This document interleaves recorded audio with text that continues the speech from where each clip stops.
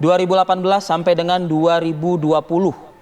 Artinya sepanjang periode tersebut, mohon maaf, tidak perlu spesifik mungkin, berapa kali Anda mendapatkan kekerasan seksual tersebut atau pelecehan seksual?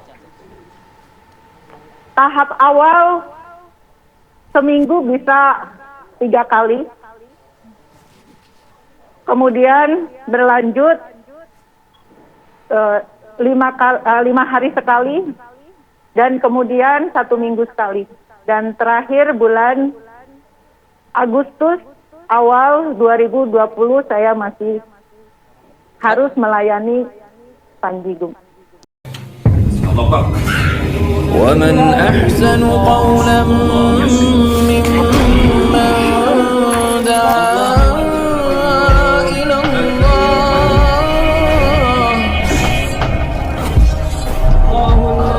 وعمل صالحا وقال إنني من المسلمين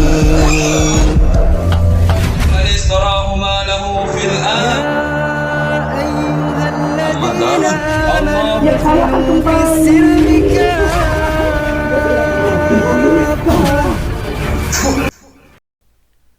Assalamualaikum warahmatullahi wabarakatuh. Selamat pagi teman-teman, jumpa kembali di Al-Ayyubi Channel yang masih viral ya teman-teman, tentang Al Zaitun, tentang Panji Gumilang. Rupa-rupanya orang ini pada tahun 2021 pernah dilaporkan ke polisi atas dugaan pencabulan ya oleh mantan karyawan atau mantan pegawai di Al Zaitun. Video ini diupload 22 April 2021, saudara-saudariku ya, di TV One. Pimpinan pesantren Al Zaitun, Panji Gumilang, dilaporkan ke polisi oleh seorang perempuan yang merupakan mantan pegawai pesantren di Indramayu itu. Panji Gumilang dipolisikan dengan tuduhan melakukan pencabulan pada pelapor. Pelapor berinisial K melalui pengacaranya, Jumaidi Anom, menyampaikan Panji Gumilang telah mencabuli korban K sejak tahun 2018 hingga tahun 2020. Ya, ini dia teman-teman kronologi dugaan pencabulan di Ponpes Al Zaitun di Indramayu. Oke, kita simak videonya ya, saudara-saudariku ya. Untuk mengenang apa ya, yang saat ini lagi viral gitu ya, tentang kontroversi di Ponpes Al Zaitun ya. Perempuan di soft depan, ada orang Kristen juga ikutan ada di soft itu, lalu kemudian Madhab Soekarno katanya ya. Ternyata Panji Gumilang pernah dilaporkan ke polisi atas dugaan pencabulan. Dari keterangan 24 saksi, benar ya Pak ya, sudah diminta keterangan. Ini tadi disebutkan ada dari pelapor, terlapor, bahkan ada dokter juga. Sudah dapat disimpulkah apakah memang benar ada dugaan pelecehan seksual di situ?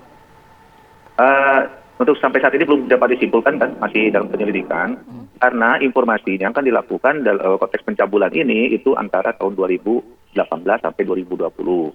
Nah, sementara korbannya juga baru melapor di 2021. Nah, ini tentu penyidik akan melakukan pendalaman ya secara detail dan dengan kehati-hatian, karena namanya pencabulan tersebut butuh bukti-bukti yang konkret. Baik itu siapa yang mengetahui, mengalami, lalu ada petunjuk-petunjuk yang lain sesuai dengan pasal 184 KUHP.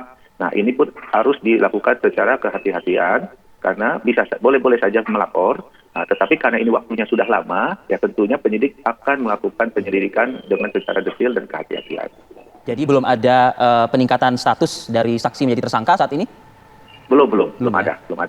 Oke, saya ingin ke korban terlebih dahulu mungkin ya.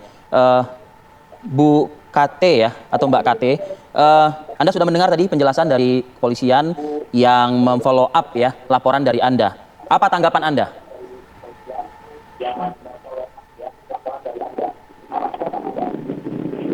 Saya di sini, baik, saya menjawab. Saya di sini minta keadilan. Saya minta keadilan kepada khususnya Polisi Polda, Pak Kapolda, dan Pak Kapolri atas penzoliman yang sudah saya terima dari pimpinan pesantren selama saya kerja di sana. Itu. Anda bekerja di sana sebagai apa, Mbak? Saya di sana sebagai petugas penanggung jawab perekonomian. Berapa Di lama bidang sudah perekonomian. bekerja di sana? Saya dari 2016 sampai 2020 bulan Oktober. Mbak KT, tadi keterangan dari pihak kepolisian, kasus ini atau pencabulan ini sudah Anda rasakan dari tahun 2018 sampai dengan 2020 begitu. Namun laporan baru masuk di Februari 2021. Apa yang akhirnya membulatkan tekad Anda untuk melakukan pelaporan ke pihak kepolisian? Namun walaupun dapat dikatakan durasi tahunnya ini cukup jauh begitu, Iya. Mbak KT.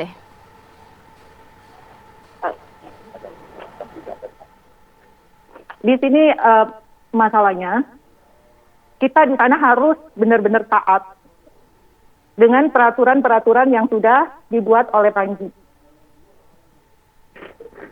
Peraturan yang dibuat oleh pimpinan pesantren. Apa sih peraturannya, Tersebut. Mbak Kate? Peraturannya yaitu untuk saya sendiri, saya itu tidak boleh libur dan cuti. Dan dengan pengawasan yang ketat. Saya boleh keluar pesantren jika dapat tanda tangan atau izin pimpinan pesantren tersebut. Apakah ada bentuk ancaman atau mungkin kekerasan bila mana memang Anda melanggar hal tersebut? Saya merasa ditekan, Intimidasi? diintimidasi, diancam, dan diminta untuk saya itu melayani sesuai dengan apa yang diinginkan Panji. Di sana bahasanya samina wa atona. 2018 sampai dengan 2020. Artinya sepanjang periode 2018 sampai 2020. Ibu ini atau wanita ini diminta melayani sesuai dengan keinginan Bapak Panji Gumilang ya, saudara-saudariku ya. Ini menurut keterangan pihak pelapor ya. Dan apa yang diinginkan Panji. Diminta untuk saya itu melayani sesuai dengan apa yang diinginkan Panji. Di sana bahasanya samina wa atona. 2018 sampai dengan 2020. Artinya sepanjang periode tersebut, mohon maaf, tidak perlu spesifik mungkin, berapa kali Anda mendapatkan kekerasan seksual tersebut atau pelecehan seksual? Tahap awal seminggu bisa 3 kali. Kemudian berlanjut. Tahap awal seminggu bisa 3 kali, teman-teman. 5 hari sekali. Dan kemudian 1 minggu sekali. Dan terakhir Berlanjut 5 hari sekali, lalu seminggu sekali. bulan Agustus awal 2020 saya masih harus melayani Panji Gumilang. Ya, tidak bisa Anda menolak permintaan yang bersangkutan?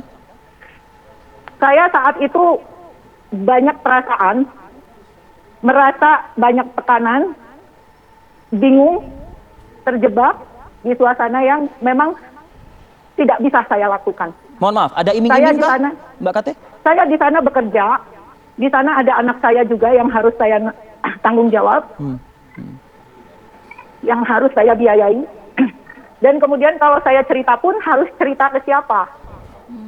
Oke. Sementara sosok pimpinan pesantren tersebut sangat terkenal dan pastinya tidak akan percaya kalau saya laporan tanpa ada bukti. Oke. Baik, Mbak Kate, dan juga nanti kita akan mendengarkan statement juga dari Kuasa hukum. serta juga Pak Kabit. Tapi kita harus jeda dulu sejenak, kita akan segera kembali usai yang satu ini. Oke, ini dia videonya ya. Video ini 22 April tahun 2021. Ternyata Panji Gumilang juga pernah dilaporkan ke polisi atas dugaan pencabulan, saudara-saudariku ya. Memang penuh kontroversi ya.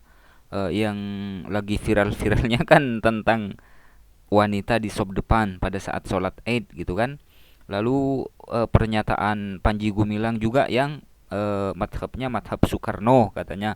Lalu kemudian santriwati yang akan diluncurkan menjadi khotib Jumat gitu kan. Memang penuh kontroversi ya Al Zaitun teman-teman ya.